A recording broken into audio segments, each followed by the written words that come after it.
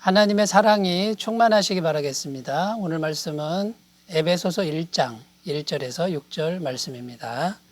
하나님의 뜻으로 말미암아 그리스도 예수의 사도된 바울은 에베소에 있는 성도들과 그리스도 예수 안에 있는 신실한 자들에게 편지하노니 하나님 우리 아버지와 주 예수 그리스도로부터 은혜와 평강이 너희에게 있을지어다. 찬송하리로다. 하나님 곧 우리 주 예수 그리스도의 아버지께서 그리스도 안에서 하늘에 속한 모든 신령한 복을 우리에게 주시되 곧 창세전에 그리스도 안에서 우리를 택하사 우리로 사랑 안에서 그 앞에 거룩하고 흠이 없게 하시려고 그 기쁘신 뜻대로 우리를 예정하사 예수 그리스도로 말미암아 자기의 아들들이 되게 하셨으니 이는 그가 사랑하시는 자 안에서 우리에게 거저 주시는 바 그의 은혜의 영광을 찬송하게 하려는 것이라. 아멘. 오늘부터 에베소서 말씀을 가지고 함께 은혜를 나누려고 합니다. 오늘 말씀 1절을 다시 읽어보겠습니다. 하나님의 뜻으로 말미암아 그리스도 예수의 사도된 바울은 에베소에 있는 성도들과 그리스도 예수 안에 있는 신실한 자들에게 편지하노니, 이렇게 기록합니다. 그래서 이 에베소서의 가장 첫 부분을 읽어보았는데 여기 보면 이 편지를 쓴 사람이 나옵니다. 사도 바울이죠. 그리고 이 편지를 받는 사람도 나오는데 에베소 및 그리스도 안에 신실한 자들 이렇게 표현하고 있습니다. 그래서 이제 학자들 간에 이 수신자에 대한 논란이 있습니다만 에베소 교회가 1차 수신자인 건 확실하고요. 또 에베소 교회를 중심으로 한 소아시아 지역의 여러 교회들에게 이 편지를 이제 회람하는 서신으로 알려져 있습니다. 그리고 에베소서는 옥중 서신 중 하나로 꼽히고 있습니다. 바울이 로마 감옥에 갇혀 있을 때 기록한 서신이 4개가 있는데 그 중 하나가 에베소서라는 거죠. 옥중 서신은 에베소서, 빌립보서, 골로새서, 빌레몬서 이렇게 4개의 서신을 옥중 서신이라고 하고 있습니다. 그리고 사도 바울이 로마 감옥에 갇혀 있을 그 기간이 AD 61년에서 63년경으로 이렇게 보고 있는 것이고요. 이 에베소서가 기록된 연도를 이때쯤으로 추정하고 있습니다. 사도행전 19장에 가보면 에베소 지역에서 사도 바울이 사역한 이야기가 자세히 기록되어 있습니다. 처음에 바울이 에베소 지역에 들어갔을 때 한 12명 정도 되는 이제 제자가 있었죠. 근데 이들이 성령을 받지 못했는데 바울이 성령을 받게 하는 거죠. 그 다음에 이 바울이 두란노 서원이라는 서원을 따로 이제 엽니다. 그 두란노 서원에서 장소를 마련하고 제자들을 2년간 집중적으로 양육하는데 큰 부흥이 일어났습니다. 말씀이 흥황하게 되고 사람들이 회심하는 역사가 일어난 거죠. 그리고 수많은 병자가 낫고 귀신이 떠나가는 권능과 능력을 하나님께서 베풀어 주셨습니다. 그래서 그 에베소 지역이 우상 숭배가 가득한 지역인데 마술을 하는 사람들이 자기 책을 가져다가 불사르는 사건이 벌어지는데 그 양이 무려 은 5만이나 되는 그 마술책을 불살라버리고 예수님을 믿고 하나님께로 돌아오는 엄청난 역사가 일어나는 이야기가 사도행전 19장에 기록되어 있습니다. 참 감회가 새로운 그런 교회라고 할 수 있습니다. 엄청나게 부흥하는 그런 역사를 이제 경험하는 교회가 바로 에베소 교회였다라는 것이죠. 자, 그런데 바울이 로마 감옥에서 이 에베소서를 써서 보내는데 그러면 에베소서를 왜 기록해야만 했는가? 자, 이런 주제로 오늘은 말씀을 나누도록 하겠습니다. 첫 번째는 에베소서를 기록한 이유 첫 번째는 교회 내에 있는 유대인과 이방인의 갈등 문제에 대한 답변서라고 할 수 있습니다. 교회 내에 유대인과 이방인들의 갈등 문제죠. 그래서 에베소서 이 서신서는 크게 보면 교회론이 담겨져 있습니다. 교회론. 하나님께서 교회를 어떻게 생각하고 계시는가. 참된 교회는 어떤 교회인가?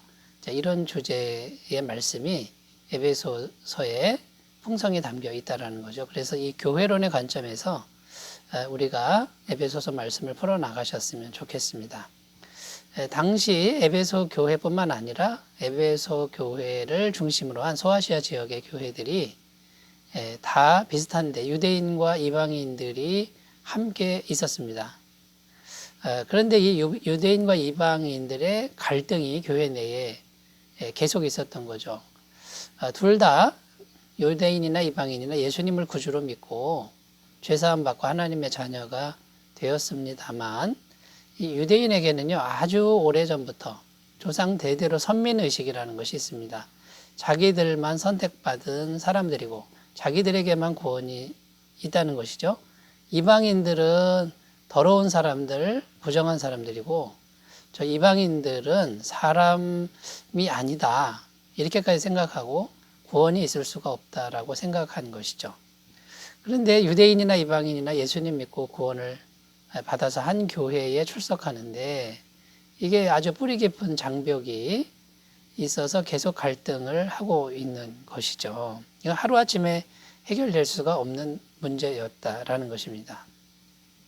그래서 사도 바울은 에베소 교회를 향해서 바른 교회론을 지금 펼쳐 나가고 있는 것입니다. 그리스도의 교회는 그리스도 안에서 누구든지 하나다.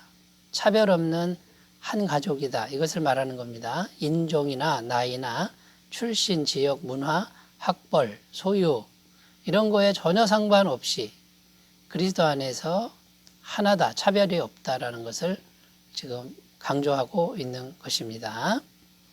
자, 그리고 구약시대의 이스라엘이 선민이 맞습니다. 하나님이 선택한 민족이 맞습니다만 그 이스라엘만 구원하려고 선택하는 것이 아니라는 겁니다. 이스라엘을 먼저 구원한 이후에 그 다음에 이스라엘을 통해서 세상 모든 민족이 구원을 받게 하는 구원의 통로로 선택한 것이지 이스라엘만 구원하려고 선택한 건 아니다라고 하는 이런 교회론을 확장하고 있다라는 것이죠.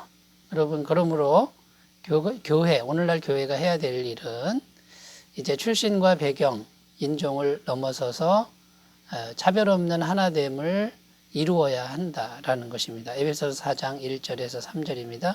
그러므로 주 안에서 갇힌 내가 너희를 권하노니 너희가 부르심을 받은 일에 합당하게 행하여 모든 겸손과 온유로 하고 오래 참음으로 사랑 가운데서 서로 용납하고 평안에 매는 줄로 성령이 하나 되게 하신 것을 힘써 지키라.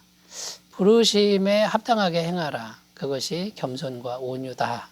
높이지 말라는 거죠. 차별하지 말라 이런 뜻입니다. 여러분, 성령님이 그리스도의 피로 하나 되게 하셨는데 과연 우리는 누구를 차별하고 있지 않습니까? 갈등하고 있지 않습니까? 겸손과 온유로 행하시는지 돌아보시는 시간이 되셨으면 좋겠습니다. 자, 에베소서를 쓴 이유 첫 번째는 뭐냐면 교회 내에 있는 유대인과 이방인의 갈등 문제에 대한 답이었다라는 것이고요. 두 번째는 교회의 권세와 능력이 얼마나 큰지를 설명하기 위함이다라는 겁니다. 교회의 권세와 능력. 자, 교회는 권세와 능력이 있습니다. 왜 그렇습니까? 하나님이 계시기 때문이죠.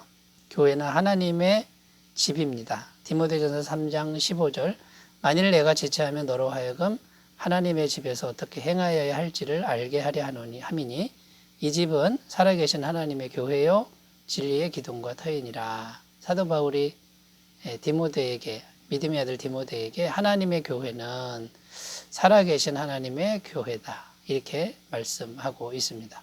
고린도전서 3장 16절 너희는 너희가 하나님의 성전인 것과 하나님의 성령이 너희 안에 계시는 것을 알지 못하느냐. 자, 교회는 성도가 모이는 곳인데 성도 안에는 성령님이 계신다라는 겁니다. 전능하신 하나님이 성도 안에 계시는데 그 사람들이 모이는 곳이 교회니까 하나님이 계시는 곳이죠. 마태복음 16장 18절입니다. 또 내가 네게 이르노니 너는 베드로라. 내가 이 반석 위에 내 교회를 세우리니 음부의 권세가 이기지 못하리라. 예수님을 구주로 믿는 사람들 그 위에 교회를 세우는데 음부의 권세가 이기지 못한다. 엄청난 권세를 가지고 있는 거죠.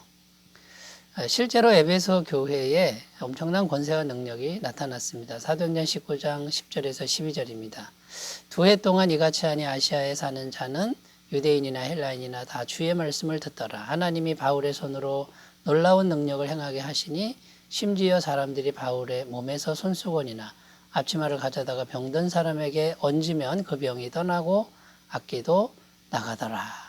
자, 교회가 제대로 모이기 시작하니까 그 교회를 통해서 엄청난 권세와 능력이 나타났다라는 것입니다. 자, 여러분, 교회의 일원으로서 우리가 할 일이 무엇일까요? 무언가를 잘하는 것보다 잘 믿는 겁니다. 잘 믿는다는 말은 주님을 잘 모시는 겁니다. 우리 마음에 잘 모시는 것이 권세와 능력입니다. 왜냐하면 권세와 능력은 우리에게 있지 않고 주님께 있기 때문인 거죠. 요한복음 15장 5절 7절입니다. 나는 포도나무여 너희는 가지라. 그가 내 안에 내가 그 안에 거하면 사람이 열매를 많이 맺나니 나를 떠나서는 너희가 아무것도 할 수 없습니다. 너희가 내 안에 거하고 내 말이 너희 안에 거하면 무엇이든지 원하는 대로 구하라. 그리하면 이루리라. 우리 마음이 예수님과 연결되어 있는 게 중요하다. 그러면 무엇이든지 원하는 대로 구하면 이루리라. 이렇게 말씀하고 있습니다. 자, 에베소서를 기록한 이유 세 번째는 교회의 기원을 말씀하려고 기록했다라는 거죠. 4절 5절입니다. 곧 창세전에 그리스도 안에서 우리를 택하사 우리로 사랑 안에서 그 앞에 거룩하고 흠이 없게 하시려고 그 기쁘신 뜻대로 우리를 예정하사 예수 그리스도로 말미암아 자기 아들들이 되게 하셨으니. 자, 여기 우리를 택했는데 언제 택했다고 하는 겁니까? 창세전에 택했다, 이렇게 지금 말씀하고 있습니다. 오늘날 우리를 택한 게 아니라 이미 창세전에 우리가 생기기도 전에 우리는 하나님이 택하신 존재다라는 것이고요. 그러면 우리가 모이는 교회도 역시 창세전에 하나님이 이미 예정하신 기관이다라는 겁니다. 그러니까 여러분, 이 교회의 기원은 오늘날 갑자기 생긴 게 아니고요. 하나님의 계획 속에서는 영원부터 영원 전에 창세전에 이미 존재한 것이 교회고, 그러면 교회가 오늘날 왜 존재해야 됩니까? 자, 하나님의 예정은 구원에 관한 예정입니다. 창세전에 구원을 위해서 택하셨는데 그 구원을 이루어가는 역사적 기관입니다. 시간 안에 있는 기관이 교회인데 그 교회가 말하자면 구원을 위한 도구로 오늘날 쓰임받고 있다라는 것이죠. 여러분, 이 교회가 영원부터 영원까지 흔들리지 않는다는 것을 우리가 믿었으면 좋겠고요.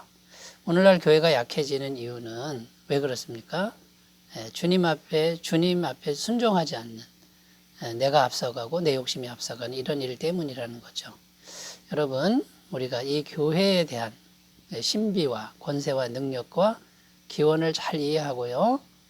이 교회를 소중히 여기고 교회에 우리가 동참하면서 함께 전진해 간다면 하나님과 함께 구원의 여정에 함께 가는 귀한 은혜가 있을 줄로 믿습니다. 자, 기도하겠습니다. 하나님 아버지, 에베소서는 교회론에 관련된 것인데 우리가 교회입니다. 엄청난 권세와 능력이 있고 또 영원전에 우리를 선택하신 이 크나큰 비밀을 우리가 깨닫고 구원의 여정에 동참하는 우리가 되게 하여 주옵소서. 예수님의 이름으로 기도드립니다. 아멘. 주님의 임재 충만하시기 바라겠습니다. 감사합니다.